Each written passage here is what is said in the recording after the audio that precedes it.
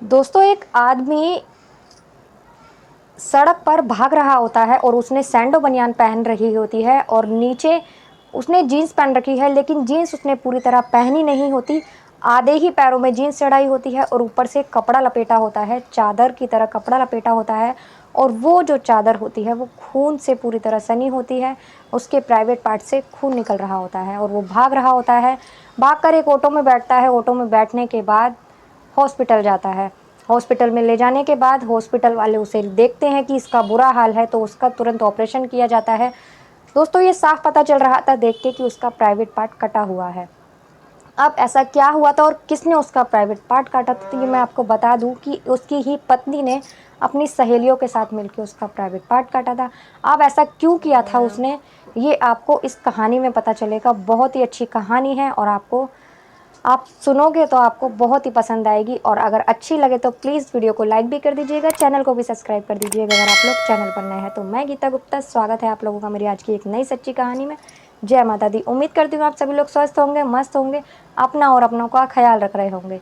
दोस्तों, ये जो घटना है ये उत्तर प्रदेश के गोरखपुर की है, जहाँ की एक पति पत्नी होते हैं, उनकी शादी करीबन 2 साल पहले हुई थी। जिस लड़की से उसकी शादी हुई थी उसका नाम सुमन था और वो गांव की सबसे खूबसूरत लड़की थी। बहुत ज़्यादा खूबसूरत थी वो लड़की। उससे सभी बातें करते थे और जो उसे एक बार देखता था वो उसे देखता ही रह जाता था। इतनी खूबसूरत लड़की थी वो। उसका रिश्ता करवा देते हैं उसके माँ बाप, उसकी शादी कर देते हैं एक सुमित नाम के लड़के से। दोस्तों, ये नाम जो मैं आपको बता रही हूँ ये काल्पनिक है, इनके असली नाम छुपाए गए हैं। अब जब उसकी शादी हो जाती है सुमन की सुमित के साथ, तो वो अपने ससुराल आ जाती है। आने के बाद जो उसका पति होता है वो उस पर शक करता रहता था, क्योंकि वो बहुत ज़्यादा खूबसूरत थी। अब जब ऐसा होता है वो उस पर शक करता है, वो उसे बहुत ज़्यादा समझाती है कि ऐसा कुछ नहीं है। वो सोचता था कि ये इतनी खूबसूरत है तो इसका बहुत से लड़कों के साथ संबंध होगा, अवैध संबंध होंगे इसने अपने गांव के लड़कों के साथ। लेकिन वो उसे कुछ भी समझाती थी उसकी समझ में नहीं आता था। वो उसका फ़ोन चेक करता था, कॉल डिटेल चेक करता था, उसका हर तरह से उसकी मतलब छानबीन करता था, लेकिन उसे ऐसा कोई सबूत नहीं मिलता था। फिर भी उसको वो परेशान करता था, हमेशा उसे टॉर्चर करता था। सुबह काम पर जाता था तो भी उसे मारपीट कर जाता था और आने के बाद भी उसके साथ मारपीट करता था। अगर उसका फ़ोन बिजी जाता था, वो कॉल करता था, तो भी उसके साथ मारपीट करता था कि किससे बात कर रही थी। और तो और अगर वो व्हाट्सअप चलाती थी, व्हाट्सअप पे अगर देख लेता था वो ऑनलाइन है, तो भी उसकी पिटाई लगाया करता था। अब वो लड़की इतना परेशान थी, उसकी ज़िंदगी पूरी तरह से बर्बाद हो चुकी थी। अब वो बहुत उसे समझाने की कोशिश करती थी, लेकिन उसके दिमाग में एक ही भूत सवार था कि इसका कई लड़कों के साथ संबंध है। उसकी जो फ्रेंडें थी वो उनसे ही बात किया करती थी और उन्हें अब वो 2 साल निकल जाते हैं उसकी शादी को। वो बहुत ज़्यादा परेशान हो जाती है इन बातों से, उसकी समझ में ही नहीं आता। बात यहाँ तक आ चुकी थी कि वो उसका फ़ोन हैक कर लेता है और अब उसका जीना भी दुश्वार था। ना तो वो व्हाट्सअप चला सकती थी, ना ही फेसबुक चला सकती थी, ना ही इंस्टाग्राम, और ना ही किसी से बात कर सकती थी। किसी से भी बात करती थी तो उसे मारा करता था। वो बस इतनी ही देर शांति से रहती थी जब तक वो काम पर जाया करता था, और काम पर भी वो उसे बार बार फ़ोन करके पूछा करता था कि क्या कर रही है, कहाँ है, किससे बात कर रही थी। यही सब उसकी ज़िंदगी में चलता रहता है। दोस्तों, 2 साल उसे निकल जाते हैं। 2 साल के बाद वो अपनी ज़िंदगी से बहुत ज़्यादा परेशान हो जाती है। तो उसकी फ्रेंडें थी 2, तो वो उनसे फ़ोन पर बात करती है, फ़ोन पर बोलती है, अपनी आप बीती अब वो उन्हें बताती है। कहती है, मैं बहुत ज़्यादा परेशान हो चुकी हूँ अपनी ज़िंदगी से और मेरा पति ऐसा है, मुझे ऐसे-ऐसे परेशान करता है। मैंने उसे बहुत समझाया है लेकिन वो नहीं समझता। अब वो अपनी फ्रेंडों को अपनी बात बताने लगती है। उनकी फ्रेंडें बहुत ज़्यादा परेशान रहती है, उन्हें पता था क्योंकि उनकी फ्रेंड ऐसी है नहीं, बहुत अच्छी है। लेकिन वो उसे समझाती हैं, वो नहीं समझती। वो कहती है, अब मैं मरना चाहती हूँ और मैं जीना नहीं चाहती, मैं अपनी ज़िंदगी को ख़त्म करना चाहती हूँ, क्योंकि ऐसे मैं नहीं जी सकती। 2 साल मुझे पता है मैंने ये कैसे काटे हैं। अब वो उससे बात करती है अपनी फ्रेंड से, उसे पता चल जाता है वो बात कर रही है, तो भी उसे आकर मारता है क्योंकि उसका फ़ोन बिजी जाता है। अब वो अपनी फ्रेंडों को बोलती है कि मैं कल ऐसा कर लूँगी। अब वो जिस दिन वो ऐसा करने वाली होती है उस दिन भी अपनी फ्रेंडों से बात ही कर रही होती है। शाम के टाइम कहती है कि मैं आखिरी बार तुमसे बात कर रही हूँ और इसके बाद मैं अपनी ज़िंदगी को ख़त्म कर लूँगी, और मैं सोचती हूँ कि मैं मरते-मरते मेरी ज़िंदगी में कुछ अच्छा तो है नहीं, अपनी फ्रेंडों की ही यादें अपने साथ लेकर जाऊँ, इसलिए मैं तुमसे बातें करना चाहती हूँ। तो वो उससे पूछती है कि तेरा पति कितने बजे आता है, तो वो बता देती है कि 5 बजे मेरा पति घर में आ जाता है, एंट्री हो जाती है उसकी घर में। और इतनी ही बात कर रही थी कि उसका कॉल आने लगता है उसके पति का। वो अपनी फ्रेंड से कहती है कि देखो फिर से उसका कॉल आ रहा है और अब वो उसने देख लिया मेरा फ़ोन बिज़ी है, वो आते ही मुझे मारेगा। तो उसकी जो फ्रेंडें कहती हैं तू फ़ोन रख और हम अभी तेरे पास आते हैं, बैठकर बात करेंगे और समझाएंगे उसे।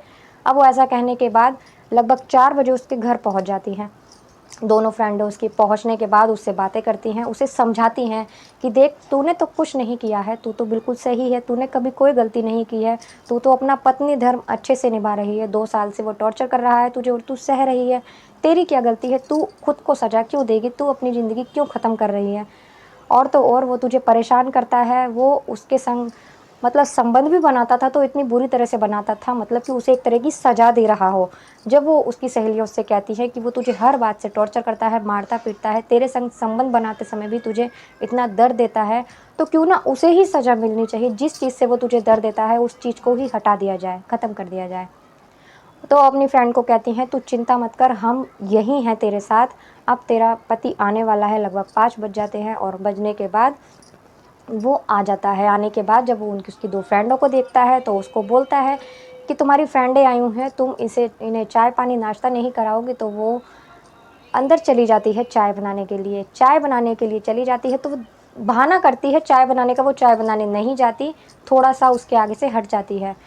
अब वो जो होता है उसका मुँह इधर की तरफ होता है, तो दोनों उसकी फ्रेंड एक इधर से और उसको पकड़ लेती है। पकड़ने के बाद बीच में से उसकी पत्नी आती है और उसे ज़बरदस्ती कर नीचे गिर देते हैं। गिरने के बाद तीनों एक साथ उस पे वार करती हैं, उसके कपड़े उतार देती हैं, उसके कपड़े फाड़ देती हैं, शर्ट के बटन तोड़ देती हैं। उसने लोवर पहना होता है, लोवर खींच देती हैं और उसकी पत्नी जो होती है ब्लेड लेकर आती है, ब्लेड लेकर आती है और उसके मन में 2 साल से जितना वो परेशान रह रही थी, उसके जो मन में गुस्सा था वो सब सोचते हुए उसके प्राइवेट पार्ट पर वार करती है और उसके प्राइवेट पार्ट को काट देती है। अब काटने के बाद जैसे ही उसका प्राइवेट पार्ट कटता है तो उसमें पता नहीं कहाँ से इतनी सारी ताकत आ जाती है, तो वो तीनों को ऐसे मतलब करता है, तीनों को गिरा देता है, अपनी उसकी दोनों फ्रेंडों को और अपनी पत्नी को। और वहाँ से एक चादर पड़ी होती है, चादर लपेटकर वहाँ से भागता है। उससे वो अपने जीन्स पहनने की कोशिश करता है, पैंट पहनने की कोशिश करता है तो नहीं पहन पाता, तो वो आधी जीन्स पहनता है और आधे पे चादर लपेट के बाहर जाता है, सिर्फ बनियान पहनकर बाहर जाता है। भागता हुआ एक ऑटो में बैठता है, ऑटो में बैठने के बाद हॉस्पिटल जाता है। हॉस्पिटल में जब डॉक्टर उसे देखते हैं तो तुरंत उसे अंदर लेकर जाते हैं और उसका तुरंत ऑपरेशन करते हैं। साथ ही जो वहाँ के लोग उससे पूछताछ करते हैं कि ये कैसे हुआ, तो वो बताता है मेरी पत्नी ने अपनी सहेलियों के साथ मिलकर मेरे साथ ऐसा किया है। तो जो डॉक्टर होते हैं अपने ही हॉस्पिटल के स्टाफ को उसके घर भेजते हैं कि शायद उसका जो प्राइवेट पार्ट का बाकी हिस्सा है वो मिल जाए तो उसे ऑपरेशन के ज़रिए जोड़ सके। लेकिन वहाँ जाते हैं, वहाँ ना तो उसकी पत्नी मिलती, ना ही उसकी फ्रेंड मिलती और ना ही उसके प्राइवेट पार्ट का हिस्सा मिलता।